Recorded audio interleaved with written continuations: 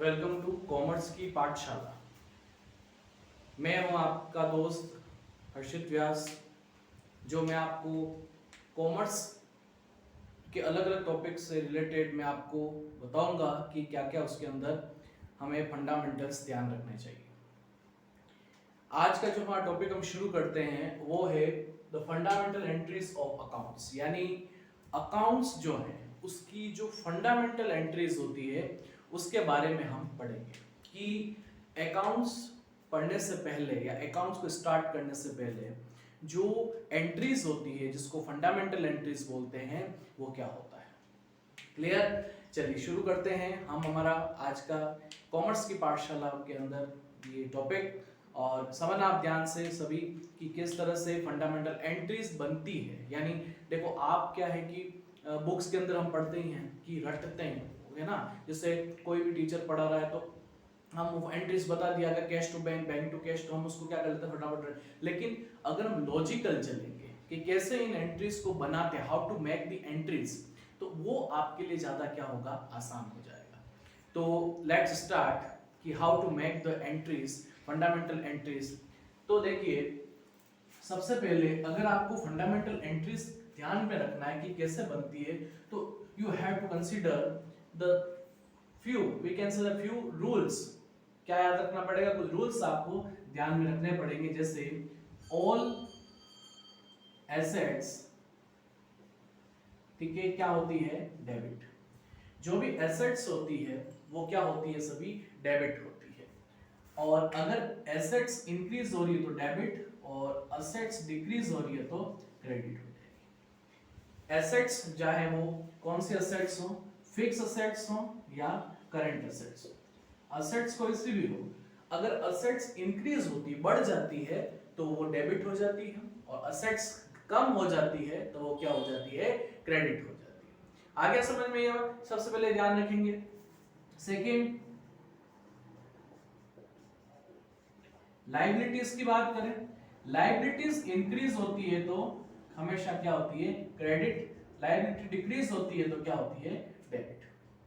ये आपको ध्यान रखना होगा कि हमेशा ये ध्यान रखें कि असेट्स जितने भी होते हैं वो चाहे फिक्स असेट्स हो चाहे करंट असेट्स हो, दोनों ही असेट्स अगर डेबिट हो रहे हैं, मतलब अगर इंक्रीज होते हैं, जैसे आपने परचेस किया असेट को तो वो डेबिट हो जाएगा क्योंकि वो इंक्रीज हुआ। क्रेडिट है तो वो क्या हो जाएगा, आपने सेल किया होगा इसलिए वो क्रेडिट हो गया होगा। जितने भी लायबिलिटी, चाहे लॉन्ग टर्म लायबिलिटी हो चाहे शॉर्ट टर्म लायबिलिटी, चाहे लॉन्ग टर्म लायबिलिटी हो चाहे शॉर्ट टर्म लायबिलिटी हो, अगर इंक्रीज होती है तो क्रेडिट होगी और डिक्रीज होती है तो डेबिट होगी। यानी अगर इंक्रीज का मतलब क्या, what is the meaning of the increase? Increase का मतलब ये होता है कि आपकी लायबिलिटीज इंक्रीज हुई, मतलब आपने गुड्स क्रेडिट पर परचेस किए हैं, you purchase the goods on credit. या डेबिट का मतलब क्या होगा, अगर डिक्रीज कब होगी, जब आपने उन ड्यूज को क्या किया होगा, पे किया होगा, तो वो क्या हो जाएगा, डेबिट हो जाएगा। फिर आप देखिए उसके बाद में एक्सपेंसेस की बात करें, एक्सपेंसेस अगर इंक्रीज हो रहे हैं तो क्या हो जाएगा, डेबिट। एक्सपेंसेस जैसे रेंट पेड किया, सैलरी पेड की, ट्रैवलिंग एक्सपेंसेस पेड किए, ठीक है, कमीशन पेड किया, ठीक है, तो ये सभी क्या है, एक्सपेंसेस है। चाहे current non current expense, non cash expenses या कैश एक्सपेंसेस हो, सभी को क्या किया जाएगा, इंक्लूड किया जाएगा। तो एक्सपेंसेस अगर इंक्रीज होते हैं तो क्या हो जाएगा, डेबिट। इनकम, इनकम अगर इंक्रीज हो रही है तो क्या हो जाएगी, क्रेडिट। अगर कोई भी इनकम इंक्रीज होती है, जैसे मान लीजिए आपकी सैलरी आपको रिसीव हुआ, या हम कह सकते हैं रेंट रिसीव्ड हुआ, कमीशन रिसीव्ड हुआ, डिस्काउंट रिसीव्ड हुआ, तो ये सभी क्या आपके लिए इनकम है। तो इनकम को क्या करेंगे, हम क्रेडिट करेंगे।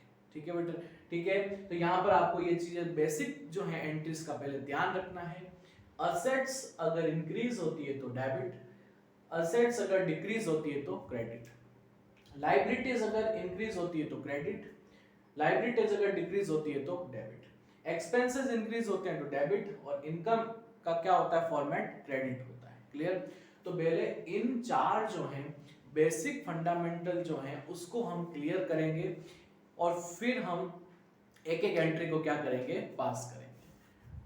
अब हम कुछ ऐसी एंट्री लेते हैं, समझना, जैसे देखना आप ध्यान से, जैसे इन फंडामेंटल रूल्स को आप ध्यान में रखेंगे, उसके बेसिस पर हम क्या करेंगे, कुछ एंट्रीज को पास करेंगे। और इजी तरीका, बिल्कुल ऐसा यूं नहीं कि बुक का जो लेंथी जो प्रोसेस होता है कि इसको debit what comes in, credit what goes out वगैरह। तो ये फंडामेंटल जो गोल्डन रूल्स है, इससे हटकर हम कुछ बेसिक तरीके से क्या करेंगे, अकाउंट्स को पढ़ने की ट्राई करेंगे। देखिए, जैसे देखिए cash deposited into bank, cash जो है बैंक में डिपॉजिट किया, सिंपल सी एक एंट्री। अब कैश डिपॉजिट किया, आपको क्या करना है, एक तो कैश और एक बैंक, दो अकाउंट इफेक्ट हो रहे हैं। कितने अकाउंट इफेक्ट हो रहे हैं इससे, 2 accounts are affected, 2 account effect हो रहे हैं। एक तो कैश का अकाउंट इफेक्ट हो रहा है और एक बैंक का अकाउंट क्या हो रहा है, इफेक्ट हो रहा है। ठीक है, अब cash is like a current assets, cash क्या होती है, करंट एसेट होती है। बैंक भी क्या है, करंट एसेट्स। पहले इनका नेचर देखिए कि किस नेचर का है। कैश क्या है, करंट एसेट्स, और बैंक भी क्या होता है, करंट एसेट्स होता है। अब कैश डिपॉजिटेड इनटू बैंक, मतलब कैश इंक्रीज हो रहा है या डिक्रीज हो रहा है, तो आंसर क्या आएगा इसका, डिक्रीज हो रहा है, क्योंकि we are depositing the cash into bank. हम कैश क्या कर रहे हैं, डिपॉजिट कर रहे हैं, तो कैश क्या हो जाएगा, डिक्रीज। बैंक क्या हो जाएगा, इंक्रीज हो जाएगा। सर में, क्योंकि बैंक में पैसा आ रहा है, बैंक में पैसा आ रहा है, तो बैंक क्या हो जाएगा, इंक्रीज हो जाएगा, और कैश क्या हो जाएगा, डिक्रीज हो जाएगा। आगे देखिए, यहां पर इस रूल को फॉलो करेंगे, डेबिट इंक्रीज हो रहा है तो डेबिट, क्रेडिट हो रहा है तो, ठीक है, डिक्रीज हो रहा है तो क्रेडिट। तो कैश क्या हो रहा है, डिक्रीज हो रहा है, तो डिक्रीज हो रहा है तो इसको हम क्या कर देंगे, आप ये ध्यान रखेंगे, यहां से इसको मैच करना है। क्या करना है, मैच। ध्यान से देखिए कि डेबिट इंक्रीज और क्रेडिट, ठीक है, डिक्रीज, तो ये डिक्रीज, तो यहां क्या हो जाएगा, ये क्रेडिट हो जाएगा, और ये क्या हो जाएगा, डेबिट हो जाएगा। ये आपका सिंपल एंड सोबर तरीका, the format, simple and sober format of passing of entries. Entries को पास करने का सबसे सिंपल फॉर्मेट ये होता है कि हमें दोनों अकाउंट्स के ऊपर इफेक्ट देखना पड़ता है कि कौन कौन सा इफेक्ट इसके ऊपर है, और उस इफेक्ट के अकॉर्डिंग हम क्या करेंगे, उसको उससे क्या करेंगे, फंडामेंटल रूल से क्या करेंगे, उसको मैच करेंगे, और हमारी एंट्री वहां क्या हो जाएगी, पास हो जाएगी। आगे देखिए, इसकी एंट्री पास करते हैं, डेबिट, तो bank account debit to cash, ये हमारी एंट्री पास। और नरेशन लिखना हो तो लिख दीजिए कैश डिपॉजिटेड इनटू बैंक, ठीक है, तो ये एंट्री हमारी पास है। इसका अपोजिट लेते हैं, अगर ये कॉन्ट्रा एंट्री इसका अपोजिट लेते हैं कि कैश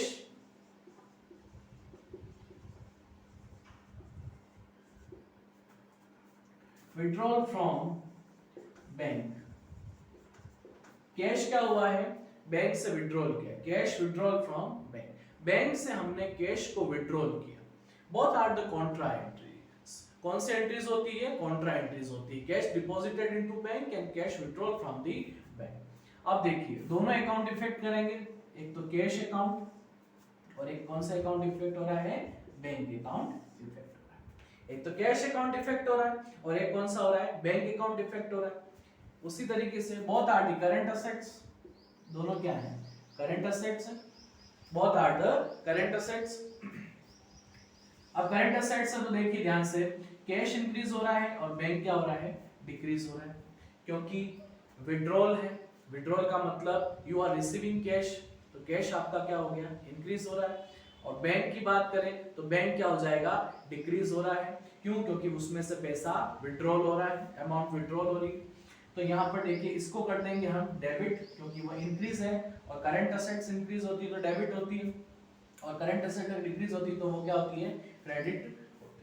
तो यहाँ पर एंट्री देख लीजिए, यहाँ एंट्री हम पास कर देंगे, क्या एंट्री हो जाएगी, डेबिट क्या होगा, कैश, तो cash account debit to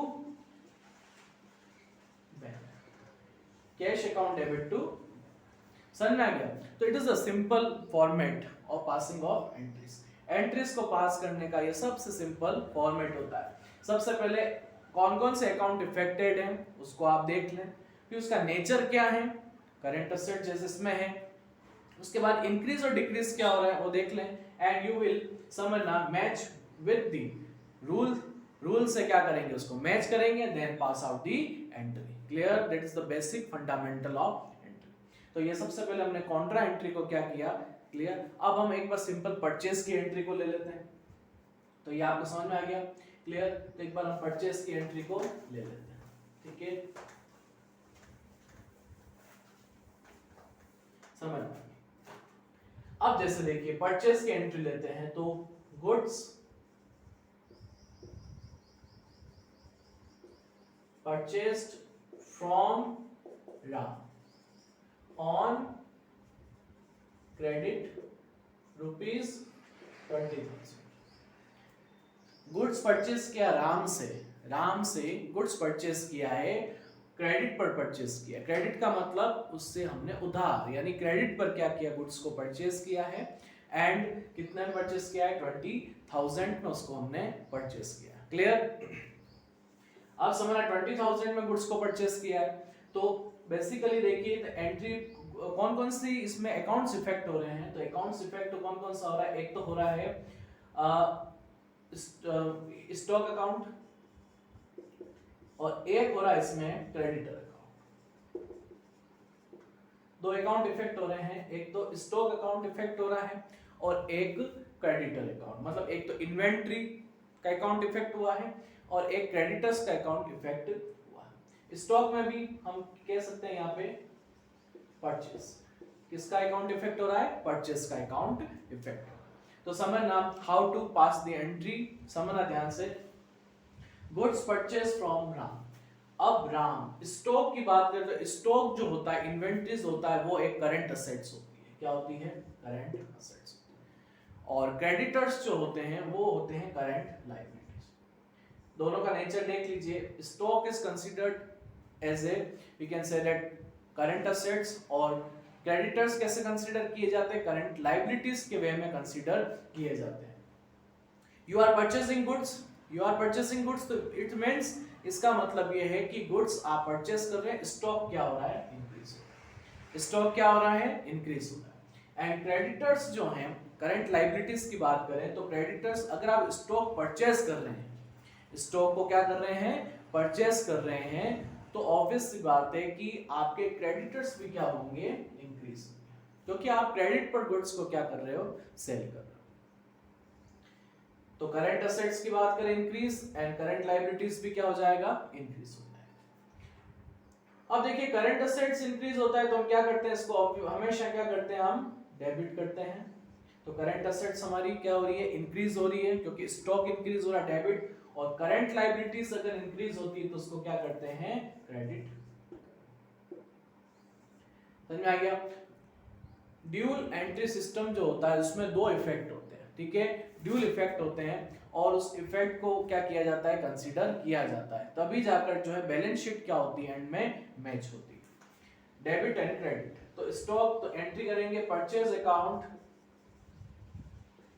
debit to, अब यहाँ पे राम, क्रेडिटर कौन है, राम, तो राम को क्या करेंगे यहाँ पे, यानी राम से हमने गुड्स को क्या किया, क्रेडिट पर क्या किया है, परचेस किया है।